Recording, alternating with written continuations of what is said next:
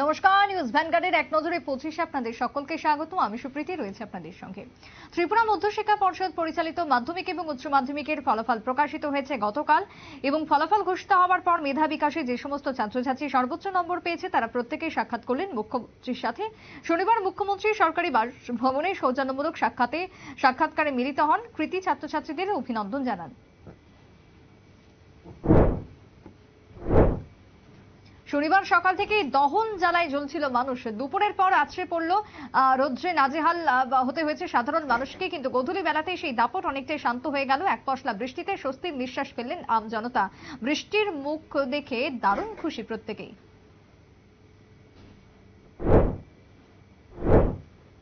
বর্তমানে গোটা রাজ্যে বেড়ে গেছে সড়ক দুর্ঘটনা, যার কারণে প্রতিটি হাসপাতালে পরিলক্ষিত হচ্ছে লাগামহীন ভিড়। শনিবার 3টি যান দুর্ঘটনায় গুরুতর আহতদের দেখতে জিবি হাসপাতালে ছুটে যান বিরোধী দলনেতা জিতেন্দ্র চৌধুরী সহ এক প্রতিনিধি দল। আহতদের খোঁজখবর নেবার পাশাপাশি দ্রুত আরোগ্য কামনা করেন তিনি।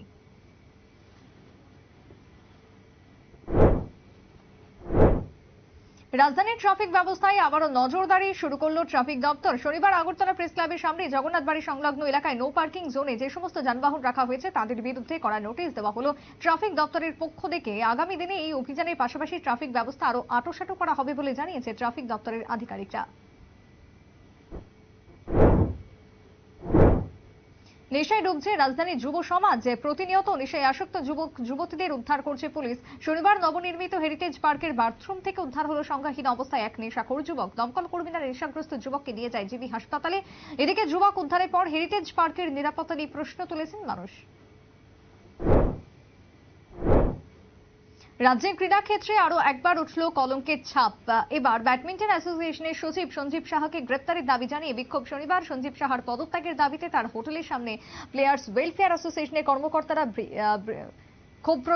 ক্ষোভ প্রকাশ করেন। প্রত্যেকের অভিযোগ, সঞ্জীব সাহার নেতৃত্বে বর্তমানে যে কমিটি রয়েছে তা সম্পূর্ণভাবে অবৈধ, যার কারণে অভিযোগ কমিটির বিরুদ্ধে ইতিমধ্যে মামলা করা হয়েছে বলে জানিয়েছেন বিক্ষোভকারীরা।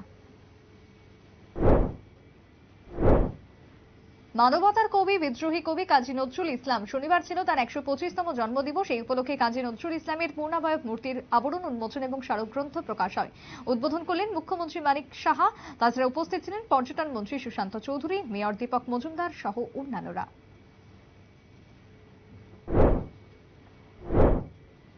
জ্যৈষ্ঠের কাঠফাটা রোদ, গরমে হাঁসফাঁস সাধারণ মানুষ, জনজীবন অনেকটাই বিপর্যস্ত দাবদাহে।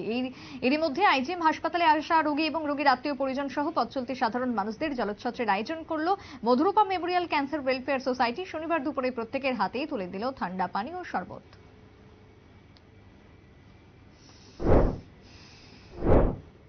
অবশেষে 48 ঘন্টা পর ঘুম ভাঙল বিদ্যুৎ মন্ত্রী রতনলাল নাথের। বাতাসে ঝুলে পড়া বিদ্যুৎ পরিবাহী তারে পৃষ্ঠ হয়ে নিহত হয়েছেন সাবরুম নগর পঞ্চায়েতের 6 নম্বর ওয়ার্ডের আনন্দপাড়ার যুবক পূর্ণেন্দু বিকাশ দত্ত ওরফে বিল্টু। শনিবার ছুটে গেল তার বাড়িতে। সেখানেই সমালোচনার মুখে পড়লেন বিদ্যুৎ মন্ত্রী। স্বীকার করে নেন বর্তমানে গোটা রাজ্যে ফিডকোর পরিষেবা একেবারে তলানিতে। রতনলাল নাথের এই স্বীকারোক্তির পর মানুষও বুঝে গেল কি চলছে বর্তমানে বিদ্যুৎ দপ্তরে।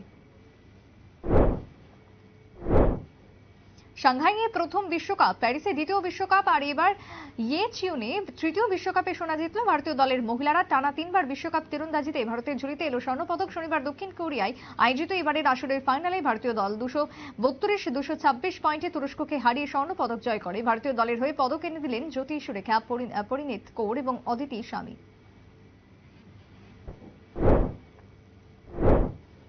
অভিযোগ, মজলিশপুরের 4 রাষ্ট্রবাদীর হামলায় আহত কর্তব্যরত এক পুলিশ কনস্টেবল। শুধু তাই নয়, TR-01 BV 0688 নম্বরের গাড়ির চাকা 4 যুবক ভেঙে দিল ট্রাফিক ভেহিকেল চেকিং এর মেশিন। শনিবার বিশালগড় বাইপাস রোডে ঘটে এই দুর্ঘটনা। রাষ্ট্রবাদীদের আক্রমণে আহত হয়েছেন কর্তব্যরত এক কনস্টেবল। এদিকে ট্রাফিক ইউনিটের ডিএসপি ডেভিড দেববর্মা জানান, আটক করা হয় গাড়ির 4 যুবককে। বর্তমানে তাদের রাখা হয়েছে বিশালগড় থানায়। এদিকে ঘটনার পর আবারও প্রমাণিত রাষ্ট্রবাদীদের দৌরাত্ম্যে কতটা বৃদ্ধি পেল বিশালগড়ের বাইপাস এলাকায়। মাতৃহারা এক অসহায়া নাতির জন্য আর্থিক সাহায্য চাইল হতদরিদ্র দাদু ও দিদা। ঘটনা গোলাঘাটি বিধানসভার অন্তর্গত কাঞ্চনমালার 2 নম্বর ওয়ার্ডে 8 বছরের রাজদীপ পাল গত বছর হারিয়েছে তার মাকে। তার আগে অন্যত্র সংসার ছেড়ে চলে যায় তার পিতা, যার কারণে দাদু দিদার কাছেই বড় হয়েছিল রাজদীপ। এদিকে অনাথ নাতির পড়াশোনার খরচ চালাতে রাজ্য সরকারের কাছে আর্থিক সাহায্য চাইল রাজদীপের দাদু ও দিদা। গোলাঘাটি বিধানসভার অন্তর্গত কাঞ্চনমালা গ্রাম পঞ্চায়েত সংলগ্ন মাঠে প্রথমবারের মতো অনুষ্ঠিত হবে চড়ক পুজো ও মেলা। শনিবার থেকে শুরু হয়েছে মেলাকে ঘিরে সাংস্কৃতিক অনুষ্ঠান। রবিবার সকালে গৌরী পুজো এবং বিকেলে অনুষ্ঠিত হবে চড়ক পুজো। দুদিনের এই আসরে বিভিন্ন সম্প্রদায়ের মানুষ অংশগ্রহণ করবেন বলে আশাবাদী আয়োজক কমিটি।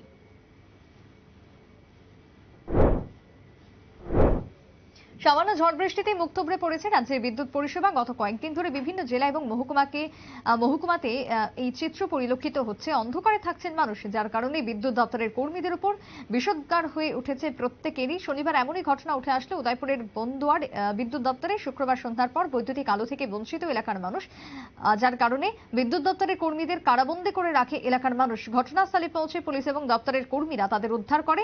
ঘটনার পর সাধারণ মানুষের প্রশ্ন বর্তমানে রাজ্যের বিদ্যুৎ পরিষেবাকে ঘিরে।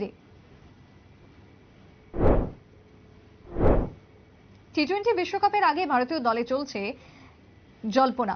ঘোলাটে হচ্ছে কোচ নির্বাচনের প্রক্রিয়া। শুরুতেই শোনা গিয়েছিল এবছর বিদেশি কোচ নিয়োগ করতে আগ্রহী বিসিসিআই, যার কারণে স্টিফেন ফ্লেমিং, রিকি পন্টিং এবং জাস্টিন লিঙ্গারের নাম উঠে এসেছিল। পাশাপাশি উঠে এসেছিল গৌতম গম্ভীর, ভিভিএস লক্ষণের নাম। তবে এরই মধ্যে বিসিসিআই সচিব জানিয়ে দিলেন, বোর্ডের তরফ থেকে কোনোভাবেই ভারতীয় দলের আগামী কোচের জন্য পন্টিং এবং লিঙ্গারকে কোচ হওয়ার জন্য প্রস্তাব দেওয়া হয়নি।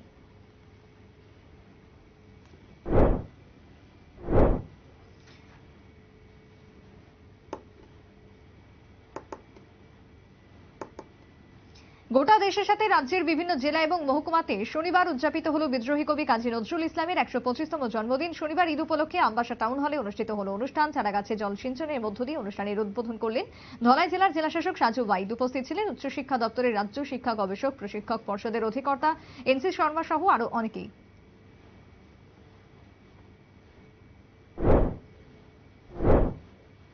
দহন জ্বালায় জ্বলছে রাজ্য। তীব্র তাপপ্রবাহে নাজেহাল সাধারণ মানুষ। এই পরিস্থিতিতে আমবাসার হাটবারের দিন ক্রেতা বিক্রেতাদের জন্য জলোচ্ছ্বাসের আয়োজন করল আমবাসা ডিভিশনাল কন্ট্রাক্টর অ্যাসোসিয়েশন। বাজারে ক্রয় বিক্রয় করতে আসা ক্রেতা বিক্রেতাদের হাতে তুলে দেওয়া হলো ঠান্ডা পানীয়।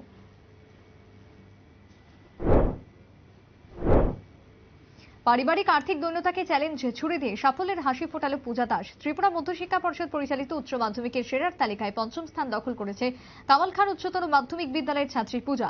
তারপর প্রাপ্ত নম্বর 476। কলা বিভাগে ছাত্রীর আগামীর পথ অনেকটাই কঠিন বলে মনে করছে সে, যার কারণে বাবা মনোরঞ্জন দাস একজন সাধারণ ব্যবসায়ী, মা পুষ্প দাস গৃহিণী। এই অবস্থায় আগামী দিনে উচ্চশিক্ষার পথে অনেকটাই বাধা সৃষ্টি হবে পূজার। আর্থিক অবস্থা স্থিতিশীল না হওয়ার জন্য, স্বাভাবিক না হওয়ার জন্য চিন্তিত পূজা।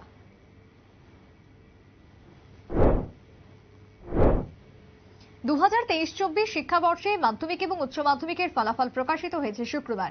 এবছর ত্রিপুরা মধ্যশিক্ষা পর্ষদ মেধা তালিকা প্রকাশ করেনি। তবে সেক্ষেত্রে নম্বরের বিচারে ধলাই জেলার কমলপুর মহকুমার হরচন্দ্র দ্বাদশ শ্রেণী বিদ্যালয়ের বিজ্ঞান বিভাগের ছাত্র শুভদীপ চৌধুরী 484 নম্বর পেয়েছে। প্রাথমিক পরিসংখ্যানে এই নম্বর প্রথম স্থান দখল করে বলেই খবর। তবে এর আগে 2021-22 শিক্ষাবর্ষে মাধ্যমিক পরীক্ষায় পঞ্চম স্থান দখল করেছিল শুভদীপ।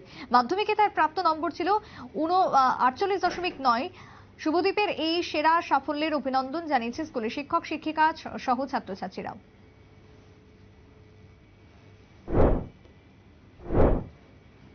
গ্রুপ লিগে নিজেদের সেই চেনা গতি এবং ছন্দে সুপার 4-এ ধরে রাখতে দেখা গেল না হার্ভে দলকে। গ্রুপ চ্যাম্পিয়ন হয়ে যে দল অনেকটাই পারফরমেন্সে এগিয়ে ছিল, শনিবার অনেকটাই ব্যর্থ মনে হয়েছে দলকে। পলিটেকনিক মাঠে চলমানের বিরুদ্ধে সুপারের প্রথম ম্যাচে দিনের শেষে 41 রানে পতন ঘটল 5টি উইকেটের। যদিও দিনের শুরুতে চলমান প্রথমে ব্যাট করবার সুযোগ পেয়ে প্রথম ইনিংসে শেষ করল 247 রানে, যার ফলে রবিবার আসরের দ্বিতীয় দিন অনেকটাই গুরুত্বপূর্ণ হার্ভের কাছে। পরাজয় এড়াতে এই ইনিংসে লিভ নিতে হলে বাকি 5 ব্যাটসম্যানকে লড়াই করতে হবে 22 গজে।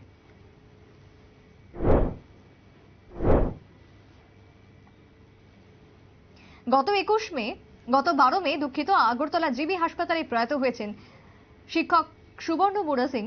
ত্রিপুরা কর্মচারী সমন্বয় committee HB road Tripura Belonia মহকুমা কমিটি শনিবার আয়োজন করে এক স্মৃতিচারণ এবং শ্রদ্ধাঞ্জলি অনুষ্ঠানের। বিলোনিয়া মহকুমা কমিটি কার্যালয়ে আয়োজিত স্মরণ সভায় উপস্থিত ছিলেন প্রাক্তন বিধায়ক অশোক মিত্র, বিধায়ক দীপঙ্কর সেন, কর্মচারী আন্দোলনের নেতৃত্বরাও।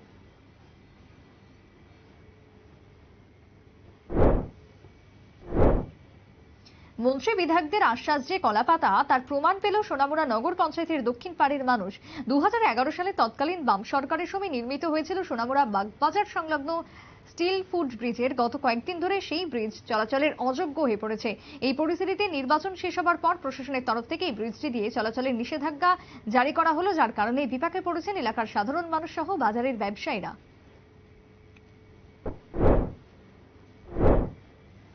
গোটা দেশে জ্যৈষ্ঠের দাবদাহ চরম রূপ নিয়েছে। দেশের প্রতিটি প্রান্তে পাল্লা দিয়ে বাড়ছে তাপমাত্রা, যার কারণে নাজেহাল সাধারণ মানুষ। বিশেষ করে রুটি রুজিতে যারা বেরোচ্ছেন, অবস্থা সব থেকে বেশি ভয়ানক তাদের। যার কারণে চিকিৎসকরা বলছেন গরমের থেকে বাঁচতে হলে নিজেদের কিছু কিছু জিনিস এড়িয়ে চলার পরামর্শ। চিকিৎসকরা জানিয়েছেন স্ট্রোকের জেরে বিকল হতে পারে অঙ্গ, যদিও সেক্ষেত্রে মৃত্যুর ঝুঁকি বেশি, তবে অঙ্গ বিকল্প হওয়ার স্বাভাবিক নয় বলে জানিয়েছেন তারা। অগ্নিগর্ভ বরুণ দেবতা তাপমাত্রা ছাড়াচ্ছে রেকর্ড। অর্ধশত রান থেকে একেবারে এক কদম দূরে তাপমাত্রা। একদিকে চোখ রাঙাচ্ছে ঘূর্ণিঝড় রেমাল, অন্যদিকে তাপমাত্রা ছাড়িয়ে যাচ্ছে উপরের থেকে উপরে। শুক্রবার দেশের বিভিন্ন প্রান্তে পারদ অনেকটাই উপরে উঠেছিল, তবে সেক্ষেত্রে রেকর্ড তাপমাত্রা পরিলক্ষিত হয় রাজস্থানের বারবারে। তাপমাত্রা পৌঁছালো 49 ডিগ্রিতে, যার কারণে গোটা রাজস্থান সহ বিভিন্ন এলাকাতে জারি করা হয়েছে রেড অ্যালার্ট। শনিবার ভোটের সকালে আচমকায় হৃদরোগে আক্রান্ত হয়ে হরিয়ানার নির্দল বিধায়ক রাকেশ দৌলতাবাদ। পুলিশ সূত্রে খবর, শনিবার সকালে গুরুগ্রামের বাড়িতে হৃদরোগে আক্রান্ত হন 48 বছরের এই বিধায়ক। স্থানীয় একটি বেসরকারি হাসপাতালে ভর্তি করানো হলেও চিকিৎসকদের চেষ্টা ব্যর্থ হয়। কিছুক্ষণের মধ্যেই প্রয়াত হন তিনি। 2019 সালে নির্বাচনে গুরুগ্রামের বাদশাপুর কেন্দ্রে তিনি জয়ী হয়েছিলেন। এরপর বিজেপি সরকারের প্রতি সমর্থন জানান। উল্লেখ্য, শনিবার সকাল থেকে হরিয়ানার 10টি লোকসভা আসনের সবগুলো কেন্দ্রে ভোট গ্রহণ শুরু হয়েছিল, কিন্তু বিধায়কের মৃত্যুতে শোকের ছায়া নেমে এসেছে রাজনৈতিক মহলে। এখনকার মতো এক নজরে 25 পর্যন্তই। পরবর্তী নিউজ আপডেট এবং টকশো দেখার জন্য চোখ রাখবেন শুধুমাত্র নিউজ ভ্যানগার্ডের পর্দায়। নমস্কার।